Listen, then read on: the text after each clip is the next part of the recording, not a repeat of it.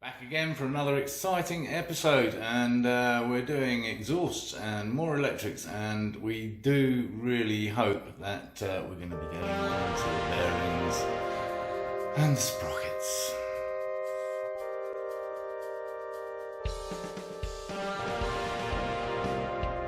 So thanks again for tuning in, and if you haven't already, do subscribe and invite others to watch my lunacy. In the meantime, we shall be progressing with quite a lot of aspects of the bike this episode. Yes, exciting. We have blanking plates, block plates, whatever. Anyway, emissions stuff. We have a hand torch to heat up the stubborn stuff, because my mate Nathan says that'll do the trick. And we have some yellow piping. Very nice.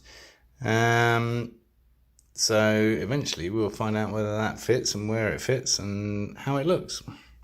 That'll be a while away. I shall put that on the R6 shelf. Oh wait, that's not R6. Yes, it's a new O-ring for the fuel tank pump on the MV Augusta, because I guess we need one. Some would describe me as stubborn, others as persistent. I think I prefer that. Where there's a will, there's a way. Unfortunately, Will is in the UK. He could have probably taken them off with his hands. Yes, I'm shifting back to these bastards that won't come out.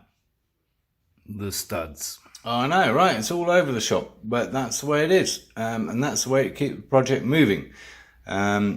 Just keep tackling different things when you can, according to tools and supplies available at the time. So given these have arrived, and before buttoning down the hatches on the front end of things and putting the tray and everything up there, need to get these off and put those blanking plates in.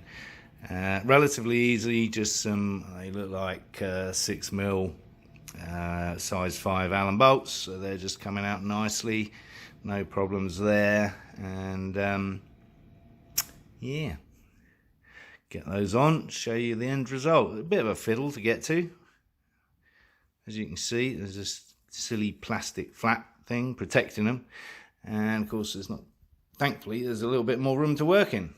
So there's one of the old ones off, and yeah, I guess you could just cap that, block that, right? I mean, they give me one of these, which I guess you could just use something like that over the end, bolt it down. I don't know why I've only got one, by the way, because I don't know where that's going to go. I've got these two pipes either end of there, either end of the motor. So I would imagine I need two, if that's what they're supposed to be blocking off. I'm not sure. I better check. Well, clearly they're doing something, because they're a little bit dirty on the inside, and that all went very smoothly, so the new plates are in place beautifully. Yeah, it's nice when a 10-minute job is a 10-minute job. Quite remarkable. Looking less and less likely that I'll get to the other wheel bearing and the sprocket in this episode, because the various tools and things haven't arrived yet, so I'm just carrying on with other stuff as I do. And next up on the list is just sanded down, just getting rid of the loose surface rust on the exhaust, ready for paint. Except I remembered going to be chopping a little bit off this, wasn't I? Yes, for the fitting of the muffler. Actually, I don't think there's any muffling involved at all in that. I better take a look. Yes, indeed. That's about as pretty straight through as you get. Okay. Might need to add some silencing to that. As we know, these were pretty ineffective on the Ducati, so I think trying to cope with 4 into 1, they're going to be even less effective. So, yeah, I think I'm going to have to look at something. There's plenty of options out there.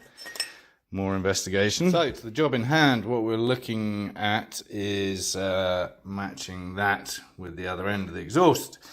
And the inside diameter of that is exactly 2 inches. That's interesting. And we have a little bit of flexibility with that, thanks to those splits. Oh, I think if I remember rightly, which is highly improbable, that about 2 inches down the pipe, and there's 2 inches all over the place, was about right. I think that was my guesswork. Let's see if I was right. Sadly not. I was just doing it visually. It looked like it was flared towards the end, which it may well be, but it still doesn't get down to 2 inches even back there. That's a bummer. In fact, it's quite contrary. It actually tapers towards the end, which makes sense, but at the same time, visually, it didn't look like that was the case. Very disappointing. It's close. It's not even 2 1/4. It's 3/16, I suppose.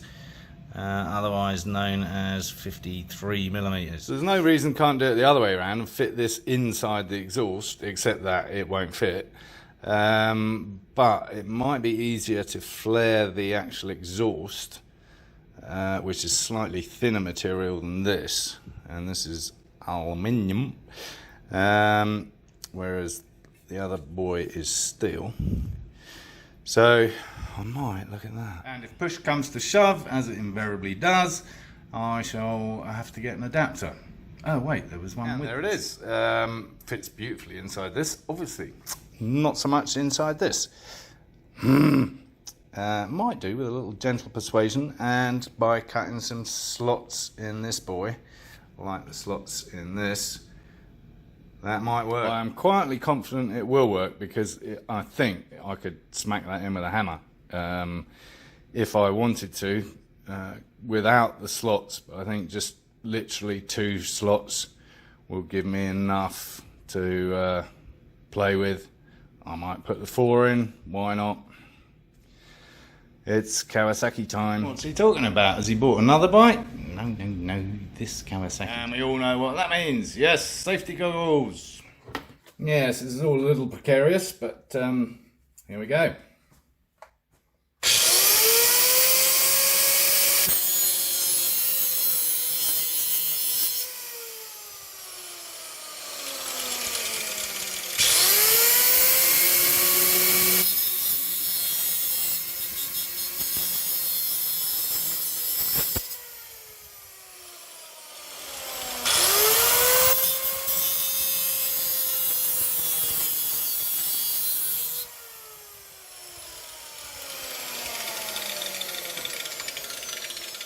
And one for luck.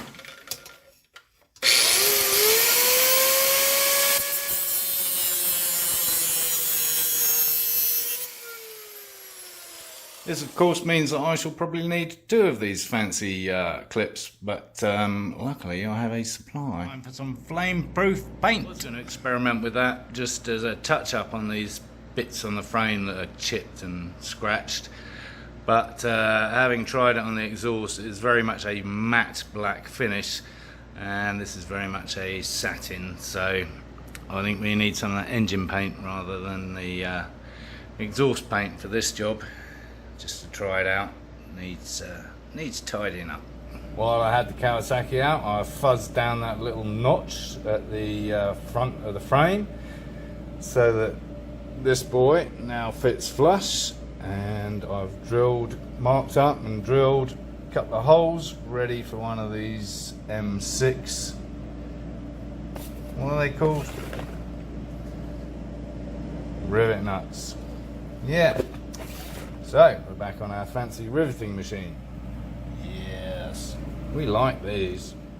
So just briefly run through this. If you guys have never used one of these before, the instructions are pretty clear with this particular one, but this is how it works. It is your conventional riveter, and you basically unscrew that top bit, put that to one side, unscrew the device, which actually the teeth which pull on the rivet, put that to one side, and then you take your appropriately sized M6 version and you slot that through the back, clips into place, then you put your M6 sleeve over the top,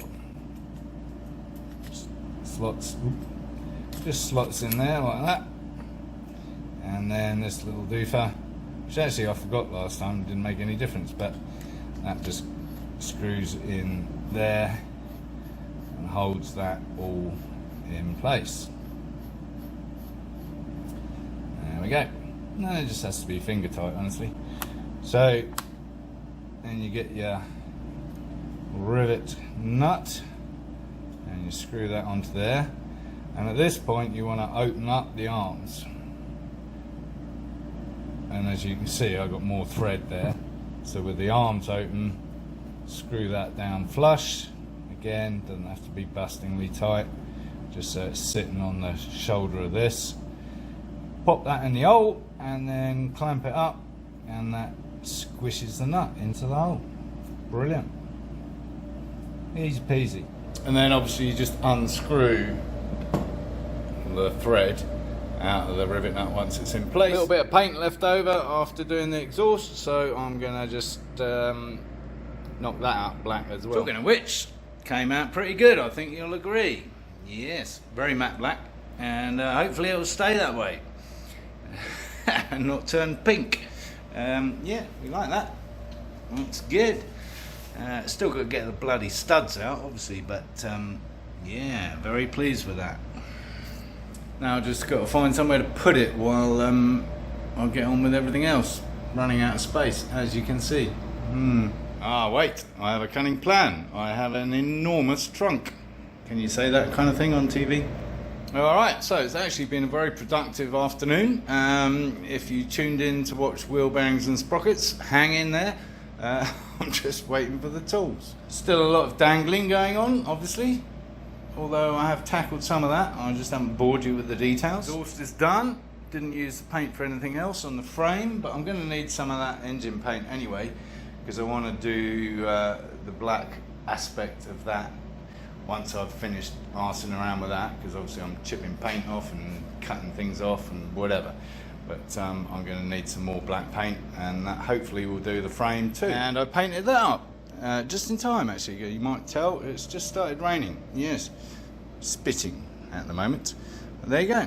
Yeah, that looks rather neat, better than it did before, I think. And I have another idea for that, so stay tuned. Yes, that's where the battery's going to sit, which is hazardous. At least it is when you come to dispose of it, apparently. So it's that then. Well, not quite, because I put some on the other side, so that'll probably show vaguely. But yeah, it's grippy as well. It's supposed to be for floors, so it sticks like buggery, which is great. Which I found out after years on the FJ. This is the best stuff. It does not peel in the Arizona heat. But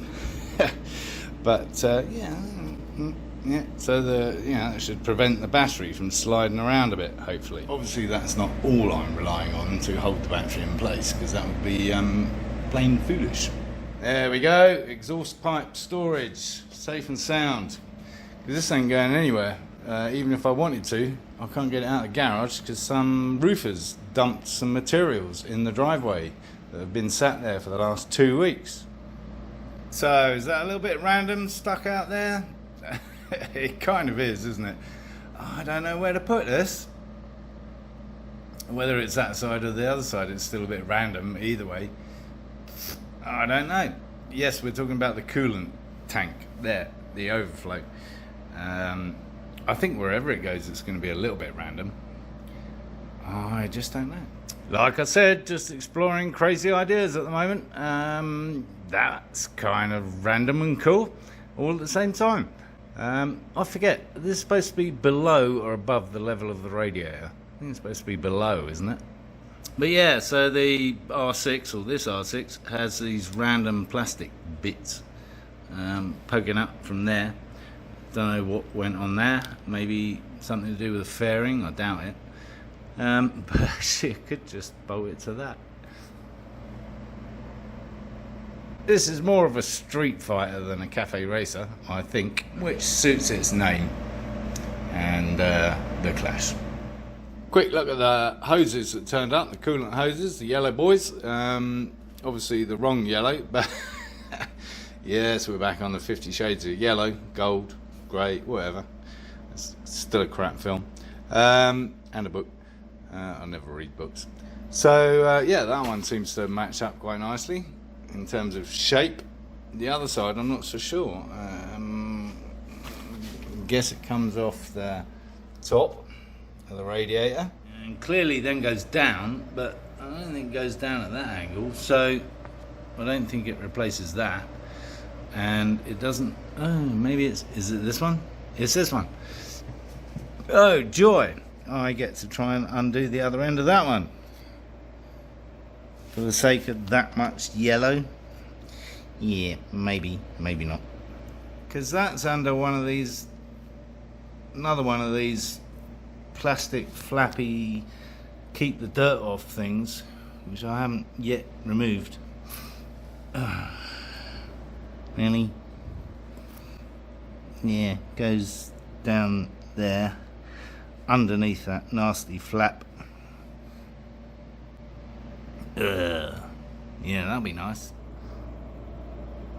Yeah, so there it is up there, and that's a weird ass clip on it. Can I get in there? Yeah, that is a weird ass clip. See that bit at the top there?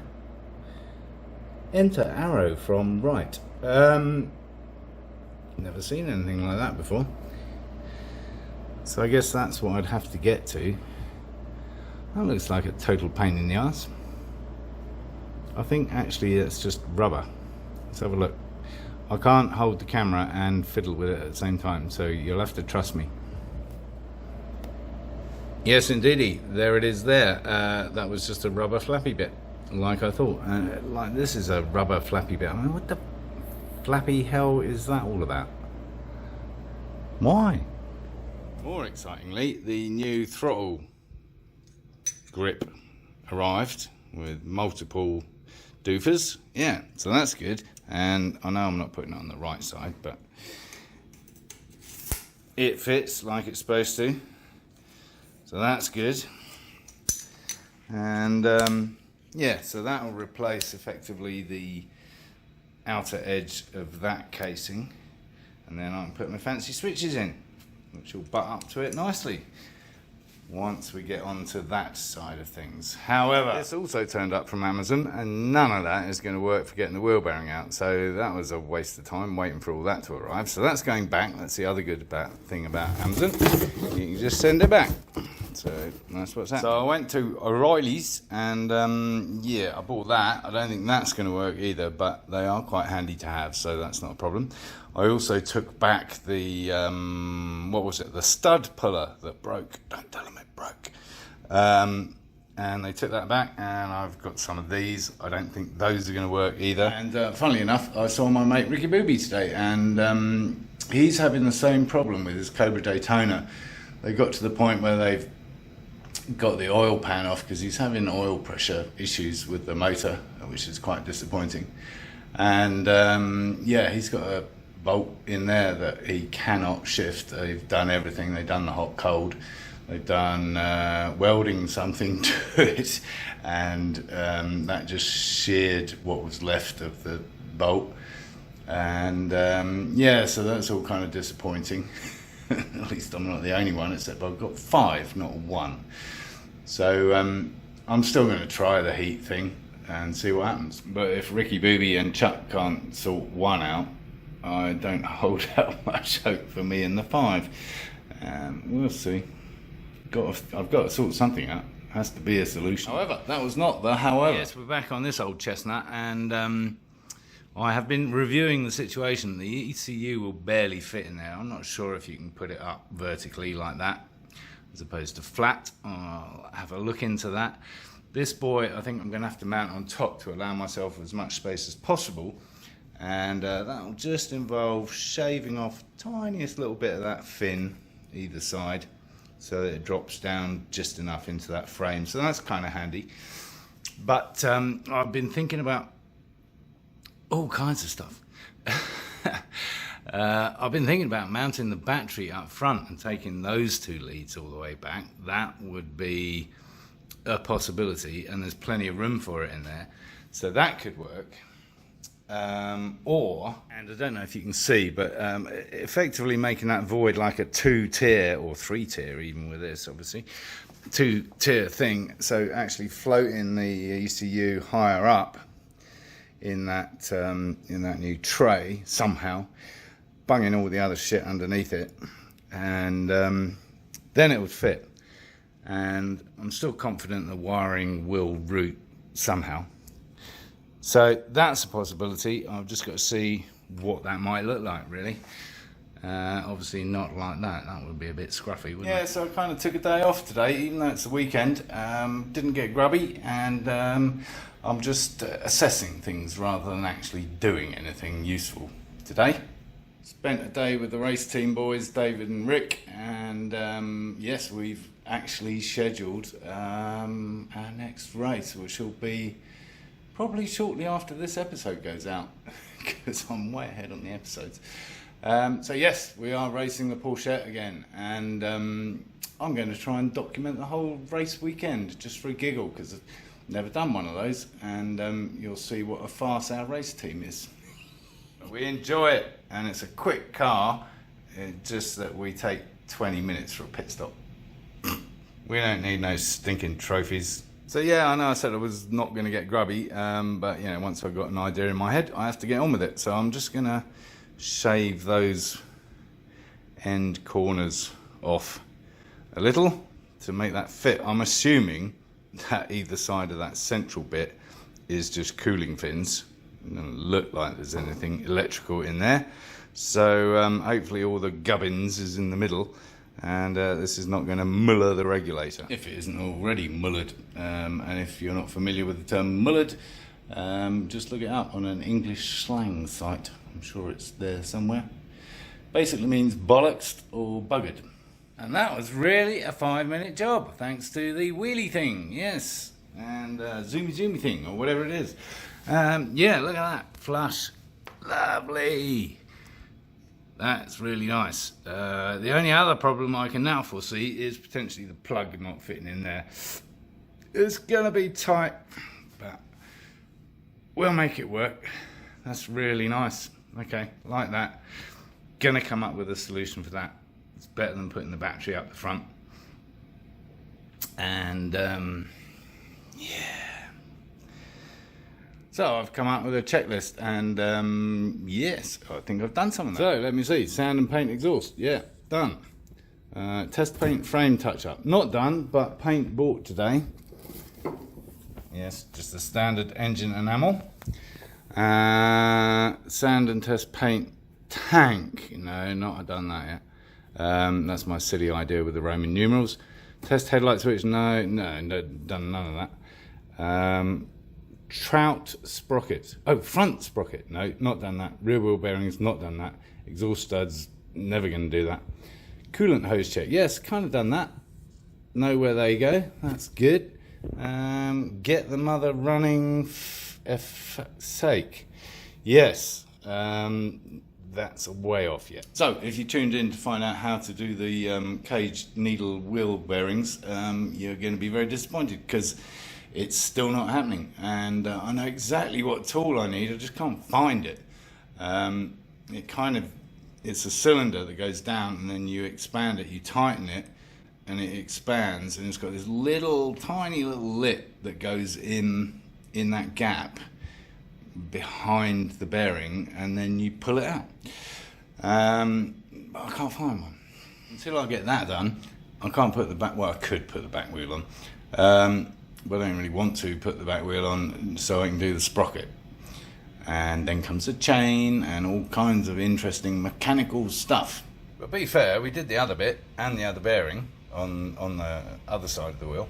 So it's only this last little bit that's being a pain in the ass. And talking of holes, yes, I went to Flagstaff today to see my mate David, as I said, and I was hoping to see another bike, another project. And despite contacting the guy 4 times who's trying to sell this bike, no response apart from yes, it's still available. Well, it's not much help when I've asked you 4 times, can I come see it Sunday? So I have no new project bike hiding in the garage. As you can see, it's the same bunch, the same crew. Yes, so it's a little disappointing, except the fact that at least I haven't taken up even more space with another bike, because it's getting pretty bloody crowded in here, honestly. I mean, look at it. Yeah. However, I was kind of keen to get this bike without giving too much away. It's a bit of a classic. It's a bit of a classic CafeRacer kind of build bike. It's Japanese. I think I've given the game away, haven't I? And it's a bloody good price. Bloody good price. So, a little disappointing. I shall persevere with the A-hole in Flagstaff. Anyway, my good friend Lee Robert Slater in Australia assures me that this next project idea is a good idea, and I shall blame it on him, if I get it. Yes, indeedy. Let's do this again soon, and thanks for watching, and if you haven't subscribed already, do so now. Encourage others to watch my lunacy.